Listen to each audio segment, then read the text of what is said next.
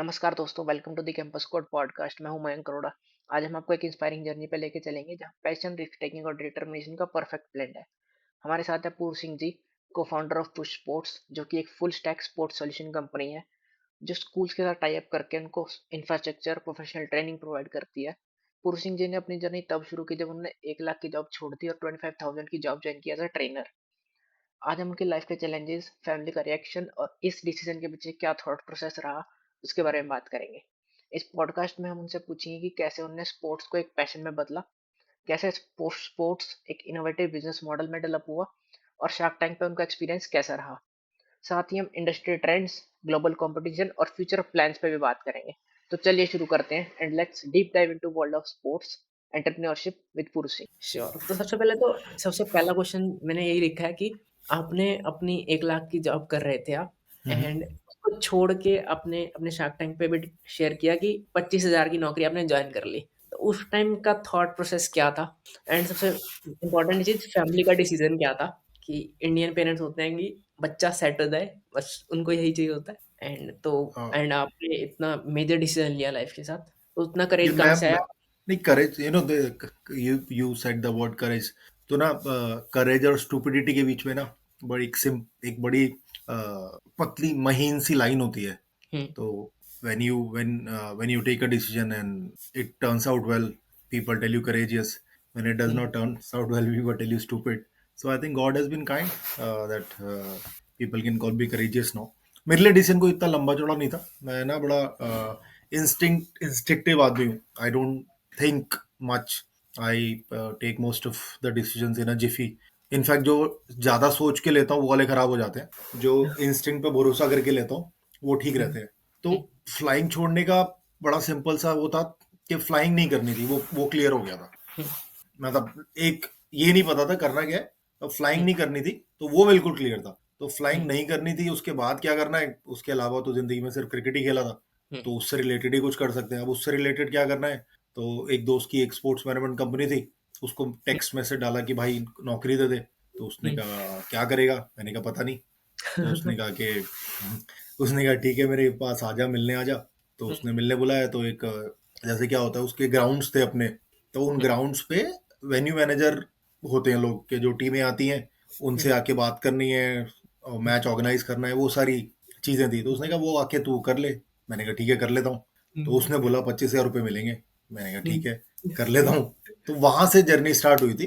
तो मैंने कहा यार 25 वैसे कम है, क्योंकि खर्चा चलाने के लिए 50-60 हज़ार रुपए चाहिए थे। तो उसने कहा नहीं यार अभी तो मैं इतने दे सकता हूँ, 3 महीने बाद देखेंगे क्या कर सकते हैं। तो that's how the journey started. So फिर धीरे धीरे धीरे करके किसी और के साथ जुड़ा।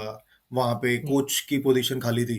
मतलब उनका एक दिन की कोई कोच नहीं आया, तो उन्होंने बोला यार ये काम तो करते ही हो तुम, कोचिंग भी कर लो। मैं कहा नहीं यार कोचिंग कौन करेगा। कह रहे नहीं यार बच्चे हैं, एक घंटे की क्लास है कर ले। तो मैंने कोचिंग करी तो बड़ा मजा आया उस दिन। मैंने कह रहे तो बढ़िया काम है। तो तो वहां पे कोचिंग करनी स्टार्ट कर दी। जो ग्राउंड बुकिंग वगैरह का काम था वो वैसे भी फोन से हो जाता था। तो मैं वो वाली चीजें फोन से कर देता था। और वो कोचिंग वहां पे चालू हो गई। वो भी खुश हो गए कि उनकी 10-12-15 हज़ार रुपए की एक कोच की तनख्वाह बच गई। मेरी जो तनख्वाह थी उसी में मैं कोच भी बन गया था। तो ऐसे कोच की जर्नी स्टार्ट हो गई। 2 साल वो काम किया। तो लगा यार कि अपने अंदर बड़े सारे आइडियाज हैं जो यहाँ पे हो नहीं पा रहे पूरे, तो अपना कुछ करते हैं। तो ऐसे अपनी एक एकेडमी स्टार्ट कर दी उनको छोड़ के। तो जहां से जर्नी स्टार्ट हुई थी, जहां से पुश स्पोर्ट्स का जन्म हुआ, उस जगह का नाम है अंसल यूनिवर्सिटी, गुड़गांव में है। लेकिन बहुत कम लोगों को पता है कि अंसल यूनिवर्सिटी से पहले भी हमारी 2 लोकेशन थी जो चली नहीं थी। मतलब हाँ, it didn't work out well. तो अंसल यूनिवर्सिटी आज हमारा सबसे बड़ा सेंटर है। मतलब we started as a cricket academy. एक वेंडर बन के गए थे हम वहाँ पे। आज हम सारे स्पोर्ट्स मैनेज करते हैं अंसल यूनिवर्सिटी में। तो धीरे अंसल यूनिवर्सिटी गुड़गांव से जो जर्नी स्टार्ट हुई, आज वो अ, गुड़गांव में हमारे पास 5 लोकेशन है, दिल्ली में भी 5 हैं, नोएडा में भी 4 हैं, बैंगलोर में भी हम कुछ कर रहे हैं, जयपुर में भी हम काम कर, नेपाल में भी कहीं बात चल रही है। इसके अलावा हम लोगों के लिए स्पोर्ट्स इंफ्रास्ट्रक्चर भी बनाते हैं। तो बस धीरे धीरे धीरे करके ये सारी चीज़ें ऐड ऐड होती चली गई। जो बच्चे शुरू में हमारे साथ जुड़े थे पहले सेंटर में, उसमें से कई बच्चे 70-80% बच्चे आज भी हमारे साथ हैं। वो भी हमारे साथ साथ बड़े हो गए। मतलब we have 13-14 year olds in our academy जो 5-6 साल की उम्र में पुश को ज्वाइन किया था। तो आज वो they are making a name for themselves, बहुत अच्छा काम करते हैं, उनको देख के अच्छा लगता है। सीनियर बच्चे तो अलग अलग जगह पे खेल ही रहे हैं, स्टेट क्रिकेट 16-19, अभी फ्रेंचाइजी क्रिकेट हुई थी दिल्ली में, तो उसमें भी लोग, काफ़ी लोग थे हमारी एकेडमी से। तो इसके कोचिंग चलता रहता है, स्पोर्ट्स एजुकेशन चलती रहती है, स्पोर्ट्स इंफ्रास्ट्रक्चर करते हैं, तो ऐसे बस चलता रहता है धीरे धीरे। ऊपर वाला रास्ता दिखाता रहता है, हम चलते रहते हैं उस रास्ते पे। बिल्कुल। और हाँ, अगर मैं एम्फसाइज करना चाहूँ एक चीज पे कि आप हम्म, नौकरी करते 1 लाख की, तो यार हम्म। मतलब एक फैमिली का भी तो होता है ना, मतलब सारे डिसीजन इंडिया में बच्चे के अकेला नहीं लेता बच्चा। एंड ये इवन मेरी मेरी फैमिली इस माम मेरी मेरी फैमिली बड़ी सपोर्टिव है यार इस मामले में। मतलब मैं इनफैक्ट मेरी मान हाँ मतलब तो जब केविन क्रू था तो 4-4 5-5 दिन के लिए हॉल्ट पे चला जाता था, तो मेरी माँ थोड़ी सी नाराज तो नहीं होती थी, मिस करती थी यार तू इतने दिन दिन चला जाता है, तो शी वॉज वेरी हैप्पी कि चल ठीक है यार, ग्राउंड पे आएगा तो यहीं रहेगा। अब जब मैं ग्राउंड पे आना शुरू किया तो मैं सुबह 8 बजे घर से निकलता था, और कई बार रात को 10-10 बजे घर वापस पहुंचता था, और 7 दिन काम करता था। मैं अभी भी 7 दिन काम करता हूँ। और तो फ्लाइंग में ये होता था कि 5 दिन तो फ्लाई करके आते थे, उसके बाद पूरा दिन घर पे रहते थे। तो मेरी माँ कहती थोड़े टाइम बाद यार वही ठीक था, 5 दिन के बाद जाके एक दिन तो घर पे रहता था, अब तो घर पे ही नहीं रहता है। बट यार on a serious note, my family has been very very support, कभी कोई इशू नहीं है, जो मैं डिसीजन ले लेता हूँ उस पर सपोर्ट करते हैं, चल लेते हैं वो भी साथ में। जब लाइफ 1 लाख की सैलरी थी, जब पैसा था लाइफ में, एंड एक बार आपने ट्रांजिशन किया कि 25,000 की नौकरी पे आ गए, तब कोई चैलेंज फेस हुआ लाइफ को जीने में? नहीं कि यार, आपने कोई बताया चैलेंज नहीं फेस हुआ कि नहीं, कोई कोई खास चैलेंज नहीं फेस हुआ, क्योंकि उन 3 महीने की सेविंग थी मेरे पास। हुँ, स्टिल रिमेम्बर मेरे पास एक 1.25 लाख की सेविंग थी। तो मैंने हुँ, कहा 3 महीने तो इससे, जो मेरा वो था, चालीस हुँ, हजार रुपए का जो गैप था, हुँ, वो सेविंग मेरे पास मेरे हाथ में थी। और इतना विश्वास था कि यार वो वहां पे पहुंच जाऊंगा, तो 60-70 हजार की जो रिक्वायरमेंट थी, इतना विश्वास था कि 3 महीने बाद वहां पे तो पहुंच ही जाऊंगा। हुँ। और वहां से जो भी होगा वो तो बोनस है, क्योंकि अपना काम कर रहा हूँ। तो यही सोच के आगे बढ़ा था। तो मतलब ये कब आज फ़ील हुआ कि स्पोर्ट्स को हम सिर्फ़ एक पैशन नहीं, एक करियर भी बना सकते हैं?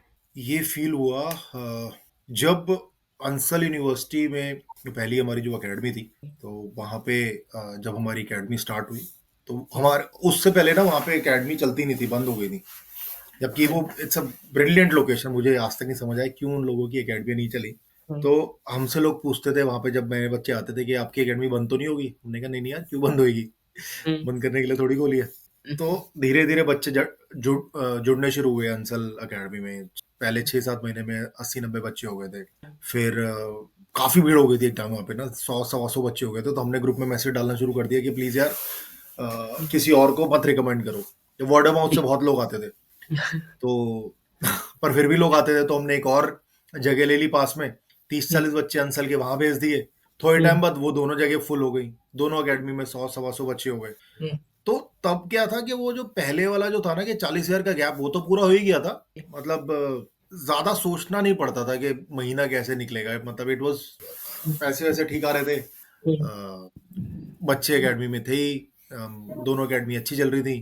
तो तब पहली बार लगा कि यार ठीक है यार, मतलब अब अपना पेट भी भर गया है, हुँ, फैमिली भी खुश है, तो हुँ, अब शायद इसको ना थोड़ा और स्केल किया जा सकता है। तो हुँ, वो वाला थॉट पहली बार आया था कि यार शायद स्केल ऑफ एकेडमीज कर सकते हैं, एक हुँ, ही एकेडमी क्यों खोलनी है, गुड़गांव में ही हुँ, 2-3 खोलते हैं। और ये नहीं था कि बिल्कुल वो कोई स्ट्रक्चर्ड थॉट नहीं था, बट एक थॉट था। हुँ, so that's when we started thinking about it. और उसके बाद प्लानिंग करनी शुरू करी कि कैसे कैसे होगा। We started scouting for location. जैसे हमें, जब हम अच्छा काम कर रहे थे, हमें गुड़गांव में थे हम, गुड़गांव, अगर आप इस तरफ आए हैं दिल्ली की तरफ, तो गुड़गांव है, फिर दिल्ली है, फिर नोएडा है। तो हमें नोएडा से ऑफर आने शुरू हो गए यहाँ पे आके एकेडमी खोलो। पर हमने कहा नहीं यार, पहले दिल्ली जाएंगे, हुँ, फिर धीरे धीरे जाएंगे। तो ऐसे स्ट्रक्चर करना स्टार्ट कर दिया था। फिर दिल्ली में एक बड़ा आइकॉनिक स्कूल, पब्लिक स्कूल मुस्कास में, तो वहां पे हमारा पहला सेंटर खुला था। हुँ, तो वहां से फिर हमने और 2-3 खोले, फिर नोएडा की तरफ गए। तो उसके बाद स्कूल के प्रोग्राम्स करने स्टार्ट कर दिए, क्योंकि वो भी अपॉर्चुनिटी दिखी थी कि स्कूल में जो स्पोर्ट्स होता है वो बिल्कुल भी स्ट्रक्चर्ड नहीं है। तो ये तो एक हुँ, बहुत ही बड़ा गैप है। मतलब हमें लगता था कि हम सिर्फ आफ्टर स्कूल एकेडमी कर रहे हैं, वो ही एक बड़ा गैप है। हुँ, क्योंकि अगर उसके पीछे की थॉट प्रोसेस बताऊं, तो जब हमने एकेडमी खोली थी, तो सिर्फ ये थॉट प्रोसेस था कि यार हर बच्चे को ना वो जैसा है इस समय, उससे उससे बेहतर बनाना है हर 3 महीने में, क्योंकि हम 3 महीने की क्वार्टरली फीस लेते हैं। तो हुँ, इस थॉट प्रोसेस से स्टार्ट करी थी, और वो आज भी बरकरार है। आज भी कोशिश यही होती है कि everyone starts improving on a quarterly basis. तो इस थॉट प्रोसेस से आफ्टर स्कूल एकेडमी स्टार्ट करी थी, और इसको मद्देनजर रखते हुए बच्चे ने ग्रो करना स्टार्ट किया। फिर जब इन स्कूल स्पोर्ट्स प्रोग्राम की अपॉर्चुनिटी आई तो भी रियलाइज के वहां भी बहुत ही गैप है। जो स्कूलों में स्पोर्ट्स का स्ट्रक्चर है वो बिल्कुल ही या तो ना के बराबर है, या जहाँ है वो उस तरह से कोचिंग नहीं होती है। वहाँ पे स्पोर्ट्स की जो एजुकेशन की बात करें तो उस तरह से नहीं प्रदान की जाती है। बहुत ही लिमिटेशंस होती हैं कि 30-40 मिनट का जो पीरियड होता है उसी में बताना होता है। एक कोच के पास 30-40 बच्चे होते हैं। तो we started restructuring that process also. हमने स्कूलों को स्पेसिफिक स्पेशलाइज कोचेस प्रोवाइड करने शुरू करे हैं। हम सिर्फ स्कूल का जो पीटी पीरियड है वो तो स्ट्रक्चर करते ही हैं, हम स्कूलों में बिफोर स्कूल प्रोग्राम भी रन करते हैं।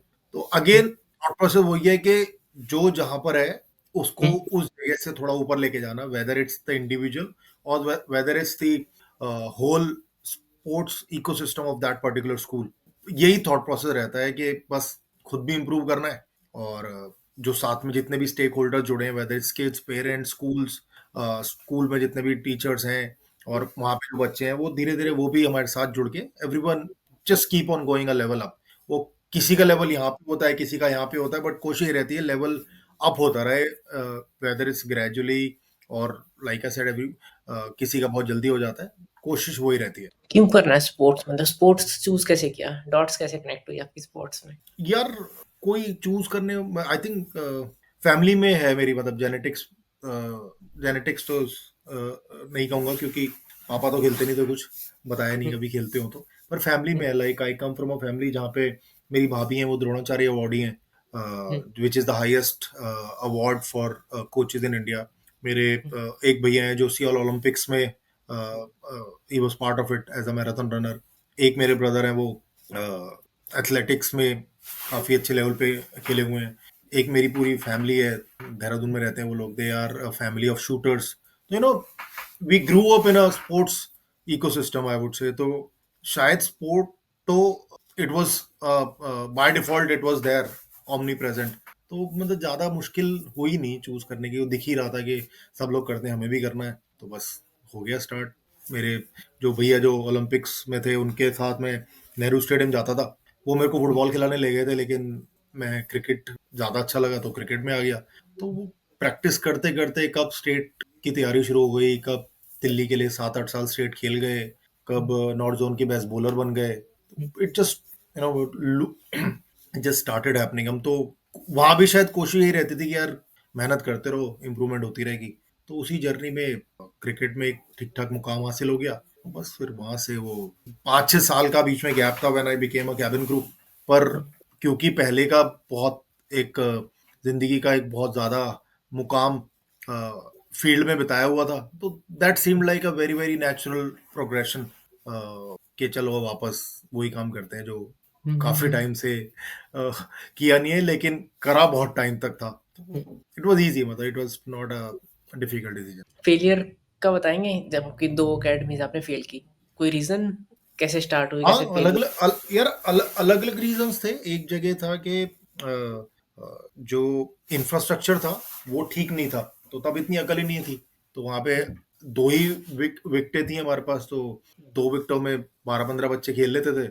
लेकिन जो ना तो उससे किराया निकलता था और ना जो कोचेस थे उनकी तनख्वाह दे पाते थे। बट वी डिडंट रियलाइज, मतलब हमें क्योंकि पैसे थे ही नहीं इंफ्रास्ट्रक्चर बेहतर करने के लिए, तो और ना ऐसा सोचा कि ना ना वो समझ थी उतनी कि उससे इम्प्रूवमेंट होगी। जो दूसरी एक जो दूसरी एकेडमी थी वहां पे जो वहां पे एक दूसरा इशू था। वहां पे एक्चुअली स्कूल के साथ जो कॉन्ट्रैक्ट था वो फुल ढंग से कॉन्ट्रैक्ट, शायद मुझे ढंग से याद नहीं है, मेरे ख्याल से वो उसको शायद लीगली बाउंड नहीं कराया था। तो अगेन वो अकल नहीं थी। तो ये दो सीख थी। तो जब अंसल में गए तो इंफ्रा भी बनाया, और जो पैसा आता रहा उससे और इंफ्रा बनाते गए, कॉन्ट्रैक्ट थोड़ा सा स्ट्रॉन्ग किया। और तो यही था, मतलब, और कि हर छोटे छोटे फेलियर से सीखते रहे। तो इसके अलावा मतलब बड़े बड़े बड़े फेलियर भी बहुत हुए। मतलब जब कोविड आया तो कोविड से पहले हमारी 3 अकेडमी थी, तीनों में करीब मिला के 300-350 बच्चे थे। बट जैसे ही कोविड आया तो सब कुछ जीरो हो गया। और ना पहले तो इतनी मुश्किल थी नहीं, क्योंकि एक ही एकेडमी थी, ओवरहेड बहुत कम थे। जब कोविड हुआ तो हमारे रेंटल्स बहुत ज्यादा थे, हमारे ओवरहेड भी बहुत ज्यादा थे, खुद के भी खर्चे बढ़ा लिए थे। तो वो ज्यादा बड़ा सेटबैक था। प्लस पर्सनली मेरे और मेरी फैमिली के लिए कोविड थोड़ा सा डेंजरस था, क्योंकि अ, मेरे को और मेरी मदर को बहुत सीरियसली कोविड हो गया था। तो वो भी एक परेशानी थी कि एक तो फिजिकली ठीक नहीं थे, दूसरे फाइनेंशियली भी दिक्कत होनी शुरू हो गई थी, प्लस ओवरहेड जो थे वो तो थे ही। तो बट देन एक ही चीज सीखी है कि अगर पूरी ईमानदारी से और पूरी लगन से अ, आप मेहनत करते रहो तो रास्ते खुल जाते हैं। तो जब कोविड के टाइम पे भी अ, ये सब चल रहा था, तब भी ना आई स्टिल रिमेम्बर, मैं अपने जो मेरे पार्टनर है नितिन नितिन पाहुजा जी, तो उनको मैं मैसेज कर रहा था कि यार ये थोड़ा अजीब सा धंधा है कि मैं अब आईसीयू में पड़ा हूं तो हमारी एकेडमी बंद होगी, तो we need to figure out a way कि ऑटो पायलट पे चीजें स्टार्ट हो। तो ये लर्निंग थी कोविड से कि नहीं, इट कांट बी अ एक बंदे पे डिपेंडेंट होके कंपनी नहीं चल सकती, और एक स्पोर्ट के साथ शायद दूसरे स्पोर्ट भी जोड़ने पड़ेंगे। तो the moment we came out of COVID we started working on that. हमें याद है कि शायद पहले दूसरे या तीसरे महीने में हमने फुटबॉल का कुछ स्टार्ट किया था, और फिर मल्टी स्पोर्ट्स की तरफ अपना रुख किया। एकेडमी में सिस्टम ऐसा बनाया है कि कोचिंग बिल्कुल ए लेवल की होती रहे, और मेरी रिक्वायरमेंट फिजिकल कम होती चली है, जिससे मैं बाकी चीज़ों पे फोकस कर सकूं, whether it comes to providing curriculum based training to all the centers through our coaches, और strategizing और expansion। तो उसके लिए थोड़ी फ्रीडम मिल जाए, ऐसा सेटअप बनाए। तो ये सारी लर्निंग कोविड कोविड से मिली। तो फेलियर तो होते रहते हैं, मतलब आज भी होते रहते हैं। मतलब आई रिमेम्बर हमें लगा कि हमें ना बस ले लेनी चाहिए। हमें कई पेरेंट ने बोला कि यार हमें दूर पड़ता है, बस ट्रांसपोर्ट स्टार्ट करो। तो हमने सर्वे कराया छोटा सा, उसी अपने व्हाट्सएप ग्रुप पे। उसमें 60% पेरेंट ने बोल दिया कि हाँ हम बस ले लेंगे। हमने 14 लाख की बस खरीद ली।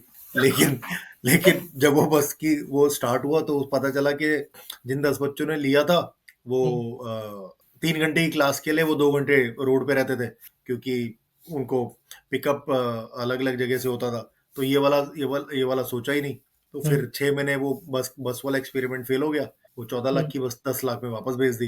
तो लेकिन उसके बाद से आज आज तक हमने we didn't think about it again.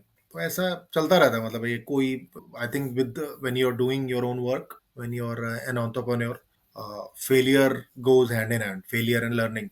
and every time when you hit a roadblock, जब भी कोई setback हो, it's very important that you take learnings out of it। नहीं तो सिर्फ अपने आप को कोसेंगे और डिप्रेशन होएगा, और कुछ नहीं होगा। बिल्कुल।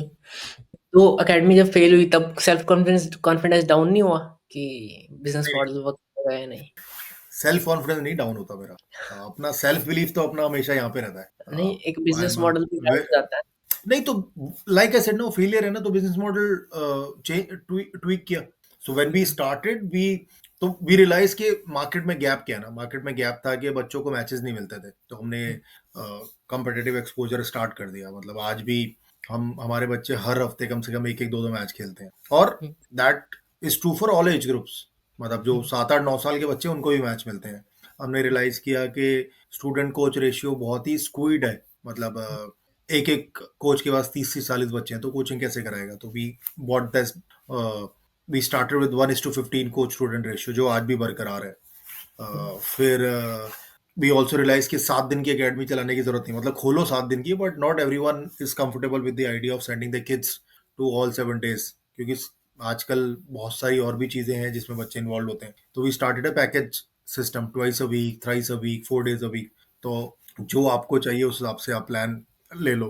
तो कई बच्चों को वन ऑन वन कोचिंग हमें लगा कि रिक्वायरमेंट थी, तो we started one on one coaching programme. तो कुछ खुद दिमाग में आती थी गैप देख के, कुछ पेरेंट फीडबैक देते रहते थे। तो innovation, I think it also goes hand in hand. I just spoke about failure and innovation, both they keep on, they are your true friends when you're running your own business, I guess। failure से आप सीखते रहते हो। तो और जब आप सीखते हो तो आप कुछ इनोवेट करके नया लेके आते हो, तो वो इनोवेशन आपको धंधे में ऊपर ले जाती है, एक डिफरेंशिएट करती है आपको बाकी लोगों से। So I think that has been the biggest quality of us कि हम कोशिश यही रहती है, not just me, I think everyone in Push, हम हर बार हर चीज से सीखने की कोशिश करते हैं और उसको इस तरह से एग्जीक्यूट करने की कोशिश करते हैं कि कुछ नया हो जाए। Full stack you started with coaching programmes आपने स्टूडेंट्स के लिए शुरू किए, हाँ and then on Shark Tank we saw you as a full stack sports solution company. तो वो या ट्रांसफॉर्मेशन कैसे हुआ? तो लाइक आई सेड कि जब पहले तो आफ्टर स्कूल करते थे सिर्फ, फिर हमारा टाइप हुआ शिखर धवन जी के साथ। उनकी, हाँ, तो वो भी, उनके लिए भी हम काम करते हैं, तो उनकी जो ग्राउंड पे एकेडमीज हैं वो हम रन करते हैं और तेवर पार्टनरिंग विद स्कूल। तो हम्म, उस स्कूल में इन स्कूल प्रोग्राम स्टार्ट करना था। हम्म, तो जैसे कोचिंग मेरी स्टार्ट हुई थी, बाय डिफॉल्ट एक क्रिकेट कोच ने आया था, तो इन स्कूल प्रोग्राम की जब प्रेजेंटेशन देनी थी तो उनकी तरफ से किसी ने आना था, तो that guy didn't turn up, तो वो प्रेजेंटेशन मैंने दी वहाँ पे, जो भी करिकुलम था। तो हम्म, वो 3-4 बार प्रेजेंटेशन दी तो समझ आया कि हाँ यार, this is also something which can, not just can be done but also should be done, और सही तरीके से करनी चाहिए, क्योंकि स्पोर्ट्स तो तभी ठीक होएगा अगर हम देश में स्पोर्ट्स की रेवोल्यूशन लाना चाहते हैं, तो it has to come through schools. मेरा मतलब बिना उसके नहीं होगा, unless and until you involve schools, you involve kids who are going to schools, it will be very difficult to transform the sports ecosystem of our country. तो ऐसे in school programme हमारा start हो गया, in school sports programme start हो गया। जब in school sports programme start हुआ तो जो इंफ्रास्ट्रक्चर जो हम अब तक सीख चुके थे कि यार इंफ्रास्ट्रक्चर तो it has to be a class, अगर अच्छी कोचिंग प्रोवाइड करनी है, तो जब स्कूलों में काम स्टार्ट किया तो वी रियलाइज कि या तो स्पोर्ट्स इंफ्रास्ट्रक्चर है ही नहीं या फिर सब स्टैंडर्ड है। तो जब किसी और से बनवाने की बात करी तो उसके रेट्स थोड़े से मतलब एग्जॉर्बिटेंट लगे स्कूल को। तो स्कूल ने हमसे पूछा if you can do it, तो अगेन हम तो मना करते नहीं किसी चीज के लिए, तो हमने कहा हम कर लेते हैं। तो आज हमारी इंफ्रास्ट्रक्चर डिवीजन भी तैयार हो गई है। हम पिछले साल हमने करीब अब तक हम 2 लाख स्क्वायर फीट का इंफ्रास्ट्रक्चर बना चुके हैं स्कूलों के लिए स्पोर्ट्स का। And that's how it started. Again we figure out कि एक गैप है मार्केट में, तो उसको पकड़ के एक नया वर्टिकल स्टार्ट किया, जो आज one of the very very important verticals of our organization, important revenue verticals. I've lost you.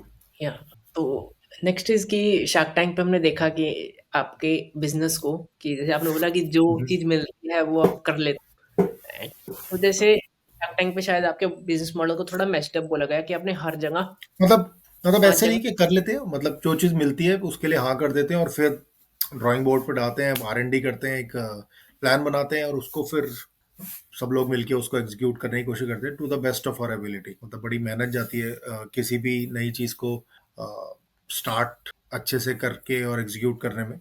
Lot of work goes at the back and. तो उसके बाद शार्क टैंक के बाद शार्क ने एडवाइस किया कि एक जगह आपको फोकस करके बिजनेस को स्केल करना चाहिए, तो उसके बाद कुछ चेंजेस किया अपने हाँ, बिजनेस में? नहीं, क्योंकि तो वो कह रहे थे कि कोर पे फोकस करना है, हम कह रहे थे कि कोर स्पोर्ट्स एजुकेशन है, उसके साथ एंसिलरी सर्विसेज हैं, जो स्पोर्ट्स इंफ्रास्ट्रक्चर है, या हम जो टूर्स वगैरह करते हैं, तो वो वहाँ पे बात बन नहीं पाई उनके साथ।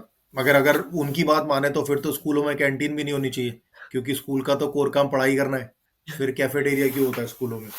नहीं, तो उनका बट ये अगर भी। कैफेटेरिया, पर अगर कैफेटेरिया नहीं होगा तो हम्म, स्कूल की जो मतलब लंच होगा, बच्चे, हर बच्चा तो लंच शायद खाना नहीं लेके आ पाता, वो लंच कहाँ से करेगा? या कई स्कूल में आजकल मिड डे मील दिया जाता है, वो कहाँ से आएगा? तो इट इज द रिक्वायरमेंट, मतलब वो स्कूल की जो स्कूल का जो पूरा सिस्टम है पढ़ाई का, वो उसकी रिक्वायरमेंट है कि वहाँ पे कैंटीन हो, कैफे हो। तो सिमिलरली हमने टूर्स पे जाना इसलिए स्टार्ट किया बिकॉज वी रियलाइज कि यार एक्सपोजर तो इम्पोर्टेंट है ना। यहाँ पे आप दिल्ली, गुड़गांव, नोएडा, या जैसे आप पंजाब में रहते हो, वहां पे सिर्फ थोड़ी खिलाते रहोगे, क्योंकि after a while it becomes एक कंफर्ट जोन बन जाता है। आप वही टीम्स के साथ खेल रहे हो, वही विकेट्स पे खेल रहे हो, तो आप बाहर लेके जाओगे ना, आप हिंदुस्तान से बाहर लेके जाओगे, दुबई में खिलाओगे बच्चों को, इंग्लैंड में खिलाओगे, it's a different experience all together. और and this has come from parents. कई पेरेंट्स ने आके बताया कि वो जो 10-12 दिन का हम टूर करते हैं, they have seen their kids personality transformed in those 12 days, क्योंकि they are on their own. वहां पे मैच में अगर अच्छी परफॉर्मेंस नहीं हुई तो उनके पास माँ बाप का कंधा है नहीं रोने के लिए, हम्म, एक दूसरे से बात करके ही अपने आप को ठीक करना है।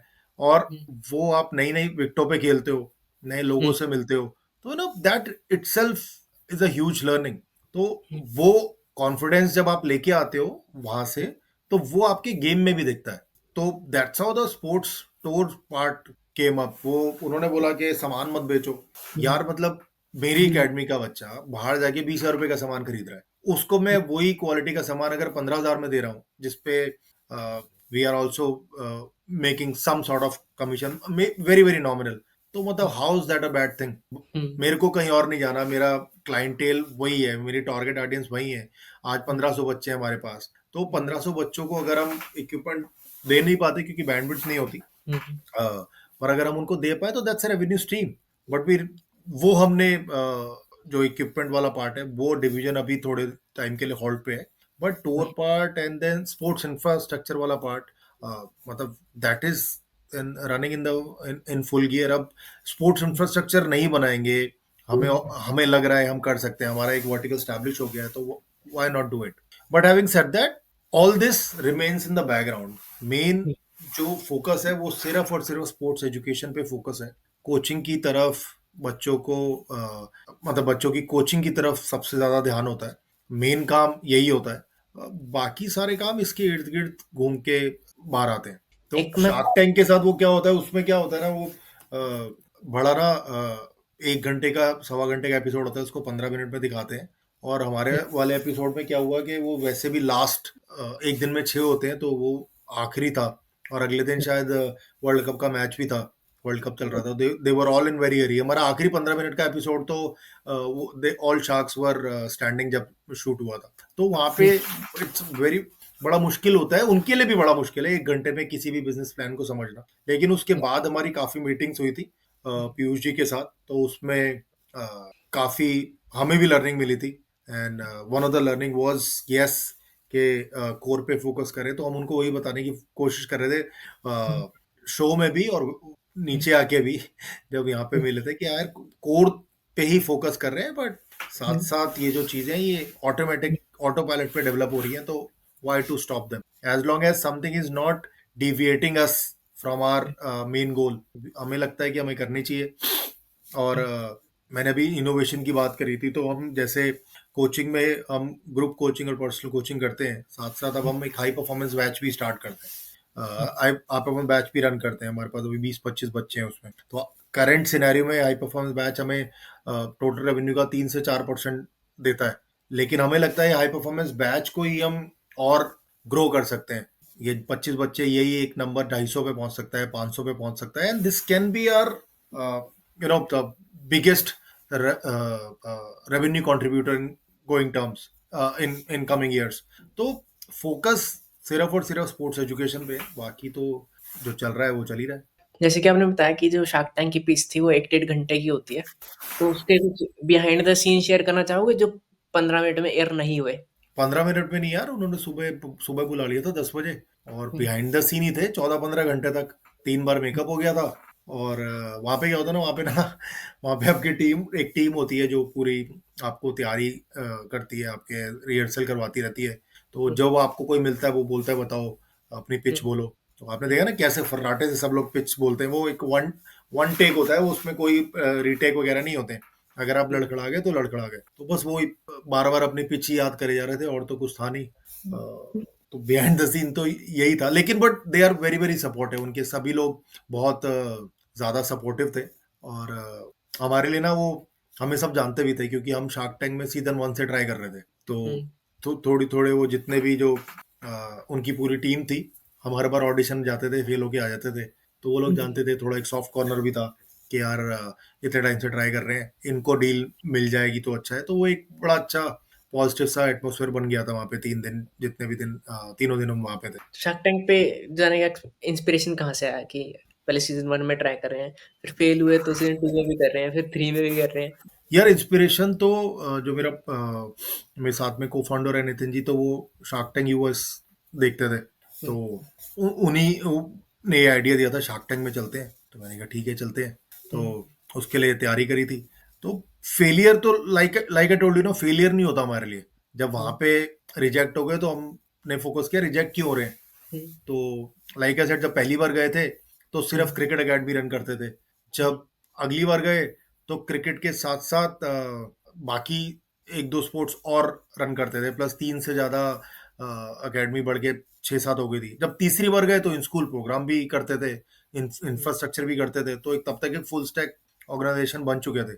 शायद वो वाली चीज अपील करी होगी उनको कि यार थोड़ा सा अलग डिफरेंशिएट करके काम कर रहे हैं। प्लस जो स्पोर्ट्स एजुकेशन वाला काम है वो बहुत ज्यादा फैल गया था, मतलब अभी भी lot of people know us just as a sports academy, and काफी अच्छी हमें माइलेज प्राप्त होती है। जो हमारे बच्चे अलग अलग लेवल पे खेलते हैं, अलग अलग स्टेट्स को रिप्रेजेंट करते हैं, तो that all of this that helped. एक को-फाउंडर पे बताऊँगा कि को-फाउंडर कैसे मिले आपको एंड फेसबुक पे मिले थे। मैंने एक पोस्ट लगाई थी बच्चों की, छोटे छोटे बच्चे थे। मैंने एक हुँ, टी शर्ट बनवाई थी, उस पे हुँ, लिखा था, क्या लिखा था कि we are pushers, we push our limits, what about you, something like that. तो हुँ, उस पिक्चर पे उन्होंने कमेंट किया था कि I would like to be part of this journey, तो that's how we connected.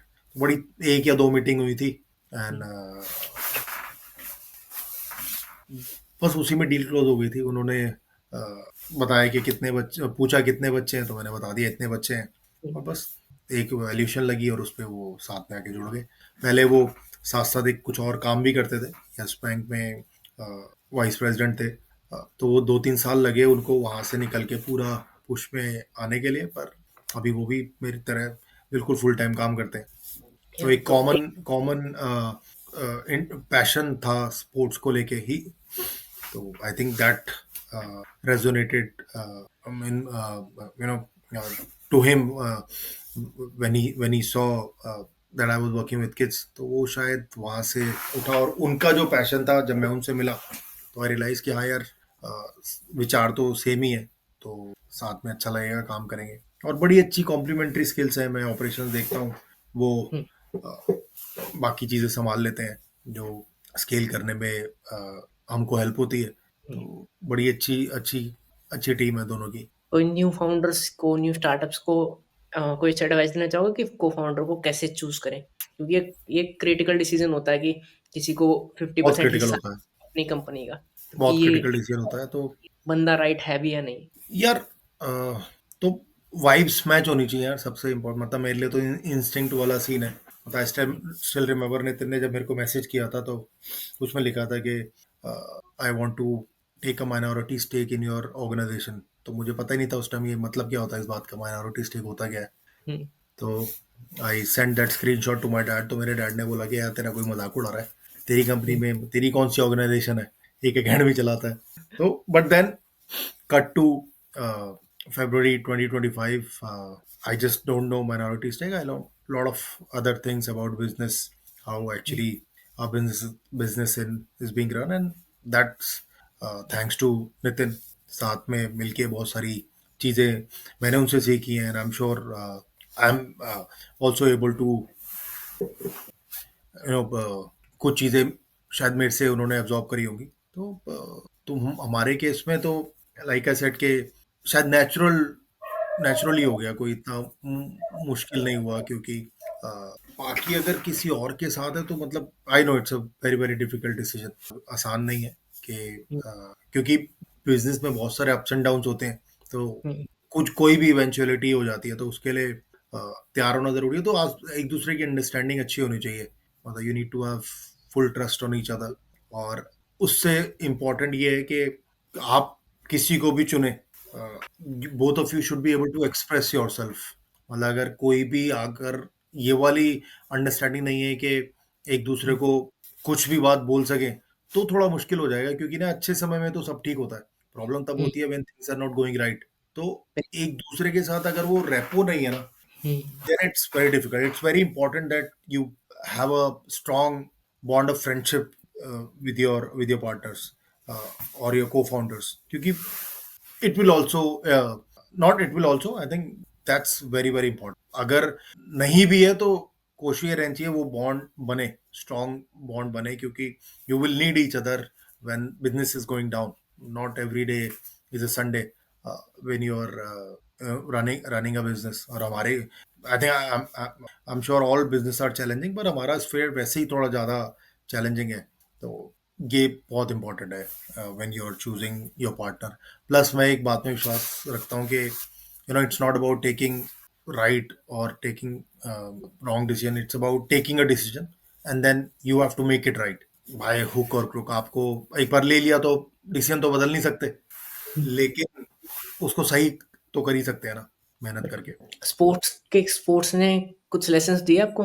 Like इतने टाइम से आप स्पोर्ट्स खेल रहे थे, कुछ एब्सोल्युटली। कुछ leadership lessons, team building lessons share करना चाहोगे? हाँ यार, बहुत सारे लेसन होते हैं यार। नेवर से डाई लेसन आप स्पोर्ट्स से सीखते हो, मतलब स्पोर्ट्स में, क्योंकि आप एक मैच खेलते हो, हार जाते हो, लेकिन अगली बार दोबारा मैच होता है। आप एक बॉल पे बीट हो जाते हो और उससे आप परेशान तो हो नहीं सकते, क्योंकि दूसरी बॉल फिर तैयारी करनी है। तो स्टेइंग ऑन योर टोज सीखते हो आप, किसी भी इवेंचुअलिटी के लिए तैयार रहना सीखते हो, कंफर्ट जोन से बाहर आना सीखते हो।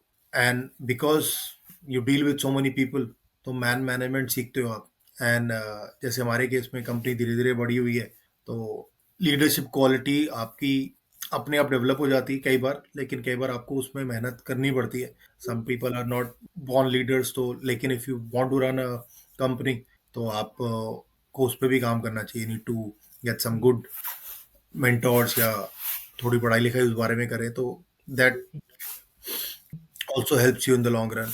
और और क्या सीखते हो आप? और यही मोटी मोटी यही दो चार चीजें हैं जो आप एक कंपनी रन करते हुए सीखते हो। अपनी लाइक इंस्टिंक्ट फॉलो करना सीख जाते हो, मेरे को लगता है सबसे इम्पोर्टेंट ये है, क्योंकि दैट इज वेरी इंपॉर्टेंट। अगर आपको अपनी गट पे विश्वास नहीं है, या कई बार आपको ना पता ही नहीं होता आपकी गट है क्या, तो वो गट है क्या वो, और उस पर विश्वास करना सीख जाते हो। क्योंकि sometimes you know not everyone would be on board with your decision. कई डिसीजन ना आपको, एक चाहे आप कितनी भी बड़ी कंपनी रन कर लो, कई निर्णय ऐसे होते हैं जो आपको खुद ही लेने पड़ेंगे। तो वो निर्णय लेना और उस पर सही तरह से अमल करना और उसको ठीक रन करना, ये भी आप सीखते हो। लाइक आई सेड के once you have taken a decision, it's totally your job to make it right. या लाइक आप पीयूष और विनीता से मिले शार्क टैंक के बाद, तो उनसे क्या क्या सीखने को मिला? यार एक ही बार मिले थे, तो वहां पे शो में तो आपने देखा ही था, तो हम्म, तब ज्यादा मौका देते नहीं है वो बोलने का, खुद ही बोल रहे होते हैं। पर हम्म, उनसे सीखने को एक चीज जो सीखी वो ये थी कि यार they they they are very sorted in their heads. मतलब उनको पता है कि क्या नहीं करना, क्योंकि ना सिर्फ ये इंपॉर्टेंट नहीं है कि what you want to do और व्हाट यू कैन डू, क्योंकि हम्म, आप सब कुछ करना चाहते हो, सारी अपॉर्चुनिटीज अच्छी लगती हैं, बट इंपॉर्टेंट ये है what you can not do और what you should not do. कौन सी अपॉर्चुनिटी चूज करनी है और कौन सा काम करना है, ये तो पता होना ही चाहिए। कौन सी नहीं करनी, कौन सा काम नहीं करना, ये ज्यादा इंपॉर्टेंट है। क्योंकि आप कुछ ऐसा काम ले लो, आप कोई ऐसी चीज ले लो जो धंधे के लिए ठीक नहीं है, तो मतलब वैसे तो नुकसान नहीं, आपका सेल्फ कॉन्फिडेंस तो डेंट होता ही है, लेकिन आपकी एनर्जीज भी वेस्ट होती हैं, आपका पैसा भी लगता है।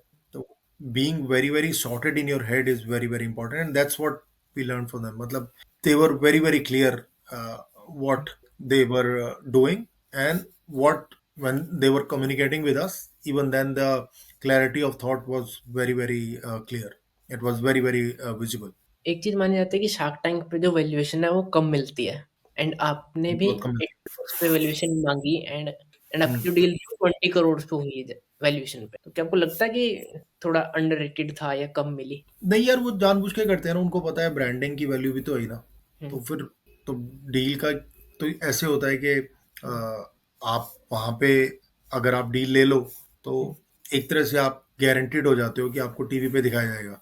हम्म, that is the most important part. I think पैसा तो है ही, पर वो जो हम्म, आपको मार्केटिंग मिलती है प्राइम टाइम पे, that is far that has a far bigger value than the actual deal जो वहाँ पे आपको मिलती है।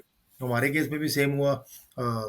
Suddenly from a Delhi NCR academy we became a pan India sports organisation.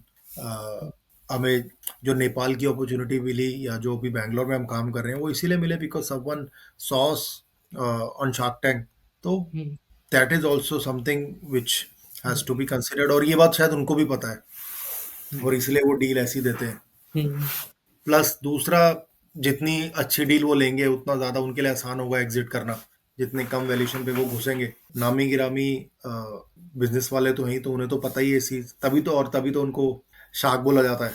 Vinita ji ने कंसर्न दिया कि यार उस टाइम जिस टाइम आप शार्क टैंक में थे आपके पास सिर्फ कैपिटल बहुत ही कम था एंड शी वाज लाइक कि अभी आप डूबने वाले हो, तो वो क्या था, क्या वो सही थे?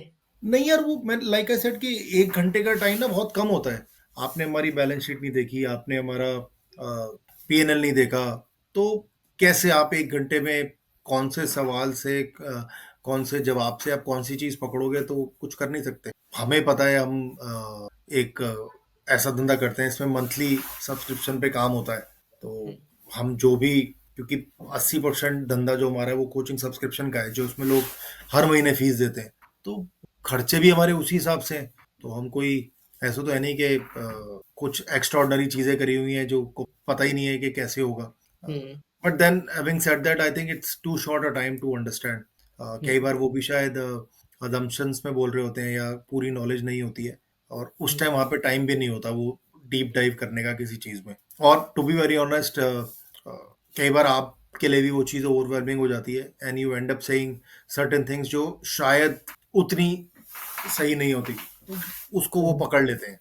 हम्म, स्मार्ट लोग हैं, उन्हें क्योंकि जब तक वो आपको धंधे में कमियां नहीं निकालेंगे, तो हम्म, कैसे आपसे एक अच्छी डील ले पाएंगे। और हम्म, मेरा मानना है यार कि अगर धंधा सच में इतना अच्छा है, हम्म, कोई कमी नहीं है धंधे में, बढ़िया चल रहा है, तो यार फिर आपके पास कोई क्यों ही आएगा ना। कुछ कमी है, whether it's someone needs capital, या किसी को मेंटरिंग चाहिए, या किसी को ब्रांडिंग चाहिए, या किसी को लग रहा है यार कि कुछ मेरे धंधे में कमी है, ये लोग आएंगे उसे ठीक कर देंगे, तो इसीलिए तो लोग जाते हैं, और किस लिए जाते हैं। हम्म, अगर सब कुछ ही परफेक्ट है तो फिर क्यों जाएंगे। मैं बिल्कुल, क्यों मैं क्यों किसी किसी के साथ अपने धंधे की अर्निंग शेयर करूंगा, अगर मुझे लग रहा है सब कुछ बढ़िया चल रहा बिल्कुल। है। हाँ। एक क्वेश्चन की, जैसे आप एकेडमी से एक्सपैंड कर रहे हैं, तो कंसिस्टेंसी कैसे मेंटेन करते हो हर एकेडमी की क्वालिटी पे, क्योंकि कोचेस काफी सारे हो जाते हैं हाँ, हो एंड हर जाते हैं, पर एसओपीज है यार। एसओपीज हैं, हर सेंटर का सेम एसओपी है, वही फॉलो होता है। फॉर एग्जांपल के मतलब क्या कराना है एक सेंटर में एक कोच को, वो हर सेंटर में एक सेम एक बनाया हुआ है, वही फॉलो होता है। कोचेस हर सेशन से पहले सेशन प्लान डालते हैं, और वही सेशन प्लान पे काम होता है। और प्रॉपर अटेंडेंस सिस्टम है जो ऐप के थ्रू एक उस मैनेज होता है, so that everyone is on time. पूरी रिपोर्टिंग मैनेज होती है, और डेली रिपोर्ट्स बनती हैं। तो अभी ये सारा काम कुछ व्हाट्सएप पे होता है, कुछ हमारी वेबसाइट पे होता है। लेकिन very very soon we be having our own app, जिसमें everything will be there in your palm.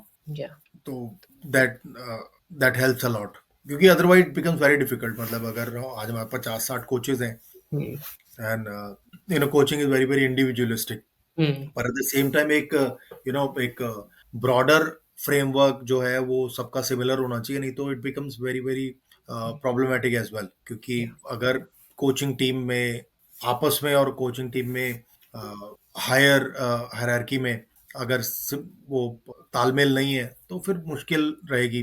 मतलब हमें पता होना चाहिए कि कौन से हमारे सेंटर में बच्चों के साथ क्या हो रहा है। कि कई बार parents when they reach out, तो अगर जो मुझे पता है वो हो ही नहीं रहा, कुछ और हो रहा है, तो वो सवालों के जवाब देना भी थोड़ा मुश्किल हो जाएगा। प्लस वो क्लैरिटी अगर खुद को नहीं है, तो पेरेंट को कैसे दे पाएंगे। तो इसलिए एसओपीज बनाए हुए हैं, वही फॉलो होते हैं, और उसी पे चलता है सारा काम। We don't deviate from our SOPs. और करिकुलम जैसे कोचेज होते हैं, जैसे जो कोचेज होते हैं वो क्वालिफाइड और एक्सपीरियंस कोचेज होते हैं। एक बड़ा सिंपल सी मोडस ऑपरेंडी फॉलो करते हैं। हर सेंटर में एक हाई परफॉर्मेंस कोच होता है, उसके साथ एक सेंटर हेड होता है, 2 से 3 ग्रुप कोचेस होते हैं जो उस अपने अपने ग्रुप को हेड करते हैं, 1-2 फीडर्स होते हैं। तो ये सारा सिस्टम एक जैसा होता है अक्रॉस ऑल द सेंटर्स। तो क्योंकि ये सिस्टम पूरा एक जैसा होता है, तो कोचिंग की जो नीचे जो कोचिंग इम्पार्ट की जाती है वो भी सिमिलर होती है। ये करिकुलम या जो एसओपीज हैं वो कैसे डिजाइन करते हो, या क्या चीजें माइंड में रखते हो, थॉट प्रोसेस क्या होता है, वो शेयर करेंगे? या जब जब पहली बार बनाए थे, तो मैंने बनाए थे हम्म, कोचिंग करिकुलम सारे बच्चों के लिए। And then we have trained our coaches, तो वो खुद ट्रेन करते हैं। मतलब पता तो है ही सबको क्या करना है, तो हम्म, अब वो इतने ट्रेन हो चुके हैं, वो अपने सेशन प्लान्स खुद बनाते हैं।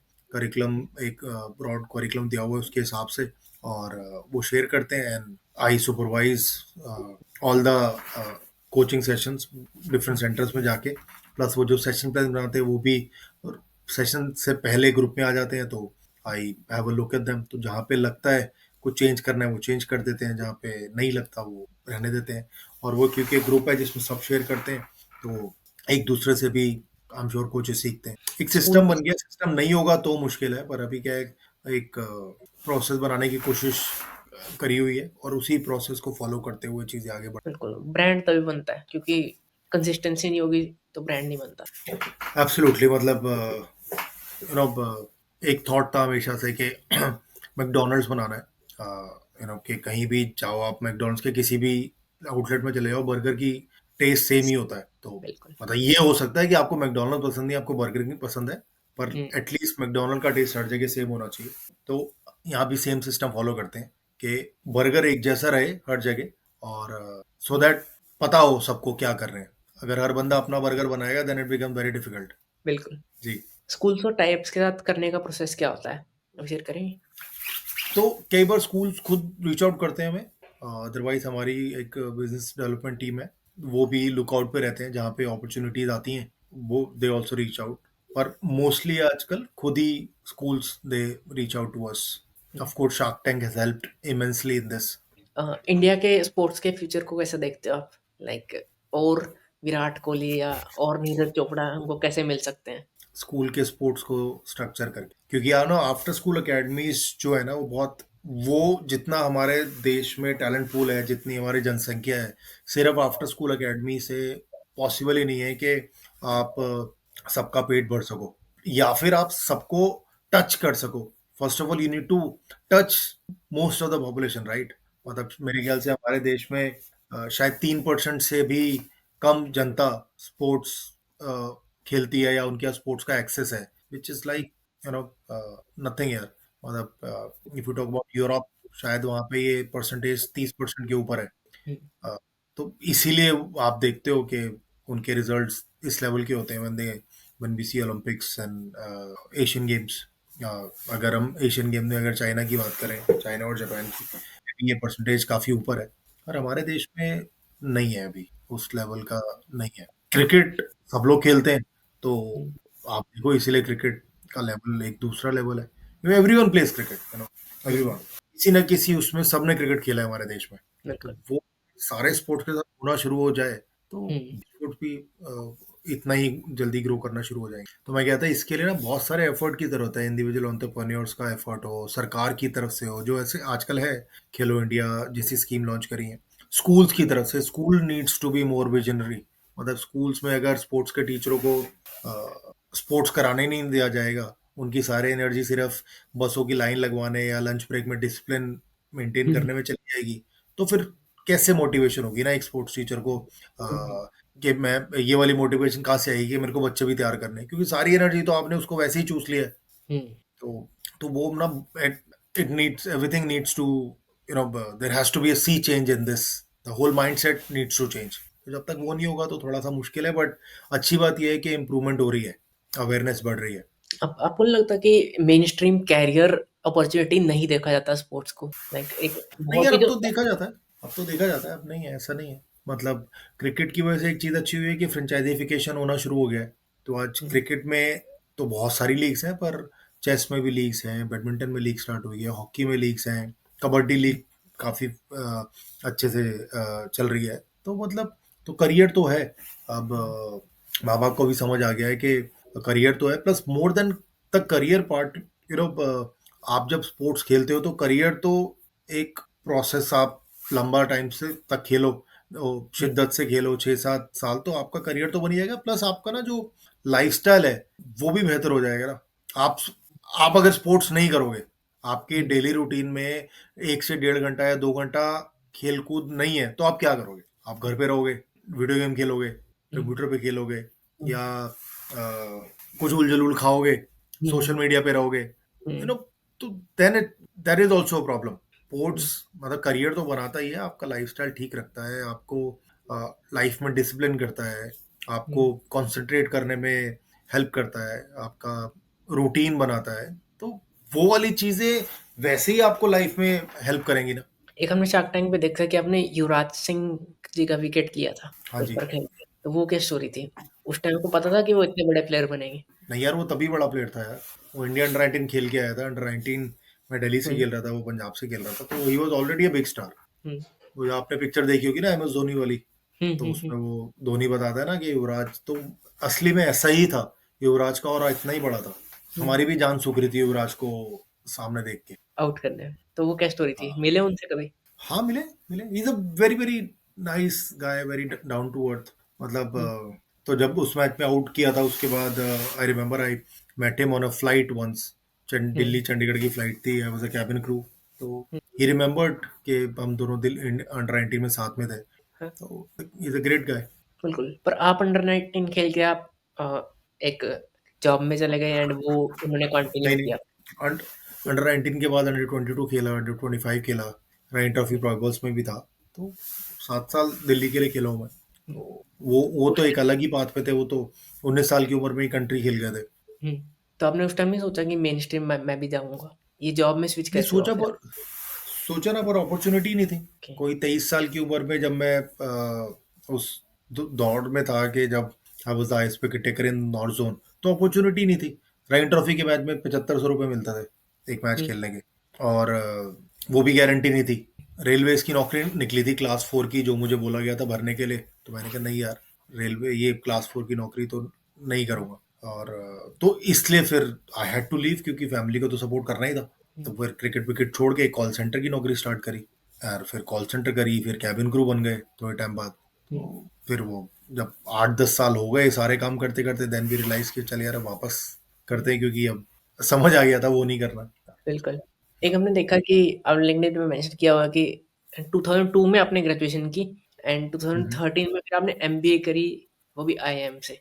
ये क्या डिसीजन था या कि इतने टाइम बाद स्टडी को कंटिन्यू करना? तो जब फ्लाइंग छोड़ के वापस इसमें आया, तो मुझे लगा यार थोड़ी सी पढ़ाई भी कर लेनी चाहिए, जब हम्म करना ही है कोई काम तो ढंग से करें।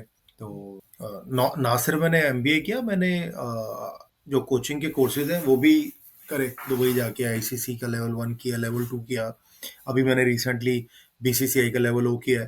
तो पढ़ाई तो अच्छी है यार, हमेशा आपको नई चीज़ें सीखते हो, और that's how you grow in life, वो जो आप वहाँ पे सीखते हो, आप हम्म। वो कोशिश करते हो एग्जीक्यूट करने की on ground, and I think that's the only way to grow.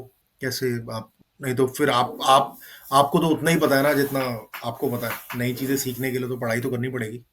IIM Calcutta में तैयारी भी करनी बहुत करनी पड़ी होगी। आई थिंक बहुत पढ़ना पड़ता है नहीं, आईआईएम में भी। मेरा एग्जीक्यूटिव MBA प्रोग्राम था विच वाज डिस्टेंस लर्निंग, तो इतना मुश्किल नहीं था, पर हाँ टफ तो होता ही है। तो कोई लर्निंग्स आईआईएम से? हाँ यार, मतलब शायद उन्हीं लर्निंग की वजह से आज इस मुकाम पे, फिर तो शेयर वो जो करो। वहाँ पे जो, यार अब ऐसे ऐसे मतलब लीडरशिप लेसन थे वहाँ पे, जब आप जाते हो वहाँ पे सीखते हो, तो आपके इंटरेक्शन होते हैं बड़े बड़े लोगों के साथ। आई आई रिमेम्बर जब हम, मेरा वहाँ पे एक इंटरेक्शन हुआ था जिसमें प्रॉक्टर एंड गैम्बल के इंडिया के हेड आए हुए थे, तो वो उस टाइम अपनी जर्नी शेयर कर रहे थे, तो ही वॉज टॉकिंग अबाउट कि कैसे उन्होंने एक नई मार्केट में अपना एक प्रोडक्ट लॉन्च किया था, जो लोगों को पता भी नहीं था कि वो होता क्या है, और कैसे उन्होंने बिल्कुल नीचे तबके से जाके लोगों को मोबिलाइज किया, और ना सिर्फ अवेयरनेस बढ़ाई, पर वो उनका जो डिस्ट्रीब्यूशन चैनल था वो ग्रो किया, and that became one of the biggest revenue spinner for the whole organisation. तो वहां से जो लर्निंग थी वो ये थी कि बिल्कुल ग्रास रूट पे जुड़ के पल्स समझ के काम करना चाहिए, जो हम आज भी करते हैं। पेरेंट्स की जो पल्स है, मतलब मैं कल भी कॉल पे था पौना घंटा एक पेरेंट के साथ, जिसने अभी हमारी एकेडमी ज्वाइन भी नहीं करी है, हम्म, मतलब it was just a very very introductory call. तो वो वहाँ से सीख ली थी कि पल्स समझना बहुत ज़रूरी है अपने कस्टमर का। दूसरा, नई इनोवेशंस करना बड़ा इंपॉर्टेंट है to penetrate into a market. तो वो सारी लर्निंग सबकॉन्शियसली शायद they stayed with me, and we keep on doing it in our dhanda, in our day to day operations. Plus, not just in while I was with IIM Kolkata, but जब मैं fly करता था, तो वहाँ से मैंने एक बहुत इंपॉर्टेंट चीज़ सीखी, वो थी पेशेंस। क्योंकि जब आप फ्लाई करते हो तो patience, and also I think how to think on your feet, क्योंकि जब आप फ्लाई करते हो तो आपके ना लिमिटेड ही रिसोर्सेज होते हैं। अब खाना खत्म हो गया तो खाना खत्म हो गया, कहाँ से लाएंगे? उड़ते जहाज में दरवाजा तो खोल नहीं सकते। तो there hmm, have been very occasions when parents used to shout at you, they became very irate, तो उनको संभालना रेगुलर बेसिस पे, I think that taught me how to be patient in business, क्योंकि मैं बहुत पेशेंटली डील करता हूँ अपने बच्चों से और पेरेंट्स से, and I think that learning came from it, और ऑल्सो के कैसे लिमिटेड रिसोर्सेज का बेस्ट यूज करना है, तो वो भी शायद वहाँ से सीखा है, जो हम अपने यहाँ पे एकेडमी में यूज करते हैं। एंड जो हम कई प्रोग्राम्स रन करते हैं उसमें कई बार होता है कि 40 बच्चे हैं और एक कोच की इमरजेंसी हो गई है, नहीं आ पाया है, तो उन 40 बच्चों को दो कोच के साथ मिलके कैसे एक ऐसी एंगेजिंग सेशन बनाना जिससे सभी कुछ ना कुछ लेके जाएं उस सेशन से, and it becomes productive. I think these are the learnings which I took from my flying journey. Like I can think on my feet, मतलब मैं सेशन प्लान्स बनाना या एक सेशन को ऑर्गेनाइज करना, मतलब it comes very very naturally to me, तो शायद ये चीज वहां से आई है। या अब जैसे अनुपम जी ने कहा कि और भी कॉम्पिटिटर्स आ रहे हैं एकेडमिक वाली फील्ड में, स्पोर्ट्स एकेडमीज में, लाइक एनबीए और मैनचेस्टर, तो उन कॉम्पिटिटर्स को कैसे देखते हो? यार एनी प्लान? कंप्यूटर को देखते नहीं हम अपने कस्टमर को देखते हैं कि हम उसके साथ क्या कर सकते हैं और उसको और कैसा एक्सपीरियंस दे सकते हैं। अगर मेरा कस्टमर खुश है तो कंप्यूटर देखने की जरूरत ही नहीं है, मेरा हर अच्छा कस्टमर 3 नए कस्टमर लेके आएगा आपके लिए। तो हम मानते ही नहीं है कि हम एक कोचिंग एकेडमी है, हम तो कस्टमर सर्विस इंडस्ट्री मान के चलते हैं, और if my customer is happy I am happy, business will keep on growing. कहाँ टाइम है कंपटीटर को देखने का। कूल। फंड रेजिंग पे कुछ टिप्स देना चाहोगे जब स्टार्टअप्स के फंड रेज करना हो अगर किसी एंटरप्रेन्योर को? यार फंड रेज एक्सपेंशन के लिए करना है या आपके डे टू डे ऑपरेशंस के लिए करना है, वो डिसाइडिंग फैक्टर होना चाहिए।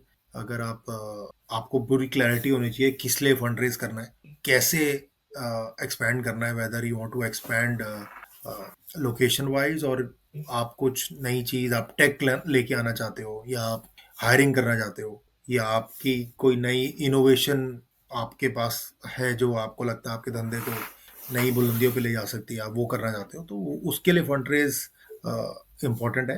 प्लस पैसे से ज्यादा ये भी इम्पोर्टेंट है आप किससे फंड ले रहे हो। अगर आपको कोई ऐसी जगह से फंड मिल जाए जहाँ पे वो बंदा आपको आपकी बिजनेस में भी कंट्रीब्यूट कर पाए विद हिज एक्सपीरियंस और विद हिज थॉट प्रोसेस, तो मतलब उससे बढ़िया तो कुछ है ही नहीं। ये सारी चीजें ध्यान में रखनी चाहिए फंड रेज करते हुए। awesome। अब जैसे आप काफ़ी सारे बच्चे आते हैं आपके पास, काफ़ी सारे स्टूडेंट्स आते हैं, तो उनमें एक सक्सेसफुल एथलीट में क्या खूबियाँ देखते हो कि ये एक सक्सेसफुल एथलीट बन सकता है बच्चा? आर देयर नहीं एनी? मैं नहीं यार, कोई जो चीज नहीं है ना, हमारी तो कोशिश रहती है कि जैसे मैंने शुरू में बात करी, कोशिश रहती है कि बच्चे की इम्प्रूवमेंट होती रहे, इम्प्रूवमेंट होती रहेगी तो वो प्रोसेस फॉलो करके बन जाएगा सक्सेसफुल एथलीट। हाँ, एक जो बेसिक एलिमेंट है वो तो बहुत ही, मतलब एक जो सबसे ज़रूरी चीज़ है वो तो है ही ना, मतलब आपका वर्क एथिक बहुत अच्छा होना चाहिए, आप में लगन होनी चाहिए, और आप कोचेबल होने चाहिए, मतलब आपको कोच करना आसान होना चाहिए। मतलब अगर आप कोचेबल ही नहीं हो, आपको यही लगता है कि आपको सब कुछ पता है या जो मेरा तरीका है वही सही है, उस टाइम थोड़ा सा चैलेंजिंग हो जाता है। But then at the same time कई बार आपको अपने तरीके बदलने पड़ते हैं बच्चों को सिखाने के लिए, तो वो वाला भी वो कोच के ऊपर है। बट लगन, वर्क एथिक, और हाँ, आग होनी चाहिए यार। आग नहीं है कुछ करने की तो फिर it's very difficult. I think वो सिर्फ स्पोर्ट्स में नहीं, आई थिंक लाइफ के लिए बड़ा इंपॉर्टेंट है। वो जुनून नहीं है और पेट के अंदर आग नहीं है तो प्रॉब्लम है। एक क्वेश्चन कि आप कैसे इंश्योर करते हो कि वो आग आप में मेंटेन रहे, कि रोज जब सुबह उठते हो और आपके बच्चों में भी मेंटेन रहे कि मुझे खेलना है रोज, क्योंकि आज का जो समय है वो काफी सारी डिस्ट्रैक्शंस आ चुके हैं, डिजिटल एरा है। यार मतलब जैसे मैंने शुरू में बोला था, कोशिश यही रहती है कि हर कोई हर टाइम इम्प्रूव करे, whether it's the kids, whether are working in the organisation, मतलब ऑर्गेनाइजेशन के अंदर भी कोशिश रहती है कि चीज़ें स्ट्रीमलाइन होती रहें, प्रोसेस बनते रहें हर चीज़ के, तो बस वो सब चलता रहता है, उसी में सारा दिन निकल जाता है, काम खत्म ही नहीं होता कभी भी। तो मतलब वही रहता है, मुझे लगता है कि कुछ ना कुछ ढूंढते रहो, देखते रहो, गैप देखते रहो कहाँ पर है, तो बस वो गैप को फिल करते रहना चाहिए, अपने आप हो जाएगी इम्प्रूवमेंट। अगर गैप ही नहीं है कहीं भी तो गड़बड़ है। क्योंकि परफेक्शन तो होती नहीं है। तो अगर आपको कहीं गैप दिख ही नहीं रहा है, तो मतलब तो I think then it's time for you to move on, then you need to give it to someone else. या क्योंकि unless and until there is constant improvement, then you it will be very difficult for you to survive, not just on a field, on a cricket or football or whatever sport you're playing, even in business, मतलब you need to keep on improving, you need to keep on innovating। तो बस मेरे ख्याल से यही thoughts हैं जो आग जलाए रखते हैं अंदर। बच्चों के लिए क्या करते हो कि बच्चे रोज आए, रोज शो अप करें? क्योंकि बच्चे तो एंगेजिंग करते हैं उनके सेशन। कोशिश रहती है कि उनके सेशन एंगेजिंग हो। अब एंगेजिंग ना, एक 9 साल के लिए बच्चे के लिए एंगेजमेंट अलग होगा, एक हम्म, 17 साल के बच्चे के लिए जो स्टेट खेल के है उसके लिए एंगेजिंग होगा, एंगेजमेंट अलग होगा। तो वो पता होना चाहिए कि किसका एंगेजमेंट कैसे बढ़ाना है। अगर वो वाली चीज क्रैक कर ली तो फिर आसान है। कुछ एडवाइस देना चाहेंगे कि जो बच्चे नहीं, सॉरी, जो एस्पायरिंग एंटरप्रेन्योर्स हैं या फिर जो अभी भी जॉब्स में हैं मेरे जैसे, वो अगर अपना कुछ करना चाहते हैं, अपना स्टार्टअप करना चाहते हैं, तो उनके लिए कुछ मैसेज या एडवाइस जल्दी कैसे कर करें? लो, कैसे कर जल्दी कर नहीं, लो। पर वो जॉब छोड़ने जितना का जित हाँ, तो बस जितनी देर ये जो आपने लाइन बोली ना जॉब छोड़ने में, तो जितनी देर ये जॉब पकड़ के बैठे रहोगे उतना मुश्किल होएगा। नहीं, पर जो आइडिया है उस पे कॉन्फिडेंस भी तो होना चाहिए कि ये चल जाएगा, ये करते हैं, कन्विक्शन जिसको बोलते नहीं, तो अगर आइडिया पे कन्विक्शन नहीं है तो हैं। हाँ, then you need to do फिर तो मोर। अगर आइडिया पे कन्विक्शन नहीं है तो फिर पता करो क्यों कन्विक्शन नहीं है। क्या लग रहा है, मतलब इस आइडिया से पैसे नहीं बनेंगे, तो पता करो कैसे बनेंगे पैसे। लग हुँ, रहा है कि ये आइडिया स्केलेबल नहीं है, तो पता करो कैसे स्केल हो सकता है। क्या लग रहा है कि इस आइडिया में लोग आपको सपोर्ट नहीं करेंगे, हुँ, तो पता करो क्यों सपोर्ट नहीं करेंगे। लेकिन अगर आपके पास पहली दोनों चीजों के जवाब है, then you don't need people also, then you hmm, just go through it.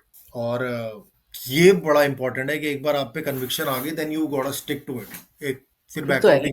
एक बार कन्विक्शन आ गई कि मैं कर लूँगा, मैं प्रॉफिटेबल हो जाएगा, फिर तो बंदा छोड़ ही देगा ना। नहीं, मोर बात सिर्फ ना प्रॉफिटेबल की नहीं है। हाँ, कई बार like when I started push cricket academy start हुई थी सबसे पहले तो 2016 में। तो उस टाइम ना बात प्रॉफिट की थी नहीं भाई।